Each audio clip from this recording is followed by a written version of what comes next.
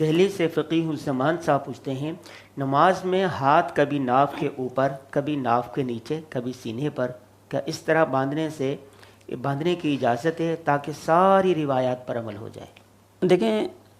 محققین محدثین نے اس کی صراحت کی ہے کہ ہاتھ باندھنے کے سلسلے میں کوئی ایسی روایت نہیں ہے کہ جس کی بنا پر ہم ایک حیت کو کہیں کہ یہ حیت مسنون ہے اور دوسری خلاف سنت ہے، خواہ وہ ناف کے نیچے ہاتھ باندھنے والی کیفیت ہو یا ناف کے اوپر باندھنے کی۔ یہی وجہ ہے کہ امام ترمذی رحمہ اللہ نے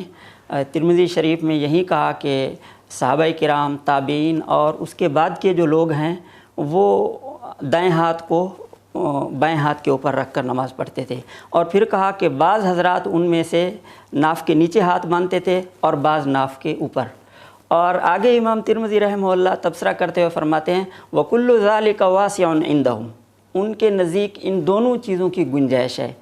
البتہ احناف کے نزدیک افضل یہی ہے کہ ناف کے نیچے ہاتھ باندھا جائے، اور کوئی اگر ناف کے اوپر ہاتھ باندھتا ہے تو بھی اس کی گنجائش ہے، کوئی حرج نہیں ہے۔ لیکن اس کو اگر کوئی مسنون سمجھتا ہے کہ ناف کے نیچے ہاتھ باندھا جائے گا تو یہ ٹھیک ہے، اور اس کے علاوہ اگر کیا جائے گا وہ خلاف سنت ہے، جائز نہیں، یا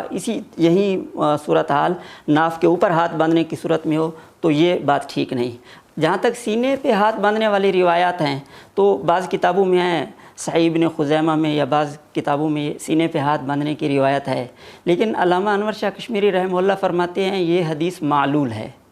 اس لیے کہ امام ترمذی رحمہ اللہ جیسا محدث وہ صحابہ کرام اور تابعین ان دونوں کے صرف دو عمل نقل کر رہے ہیں کہ بعض ناف کے نیچے ہاتھ باندھتے تھے، بعض ناف کے اوپر ہاتھ باندھتے تھے۔ سینے کے اوپر ہاتھ باندھنے کا انہوں نے تذکرہ نہیں کیا۔ اس سے معلوم ہوتا ہے کہ صحابہ کرام اور تابعین میں یہ چیز ان کے عمل میں نہیں تھی، تو اس سے اس حدیث کے اندر ایک علت پیدا ہو جاتی ہے۔ تو اگر کوئی آدمی ناف کے نیچے باندھتا ہے تو بھی ٹھیک ہے، ناف کے اوپر باندھتا ہے تو بھی ٹھیک ہے، لیکن ان کا جو سوال ہے کہ یہ تینوں صورتوں پر عمل کرنے کے لیے وہ ایسا کرتا رہے، یہ ٹھیک نہیں ہے۔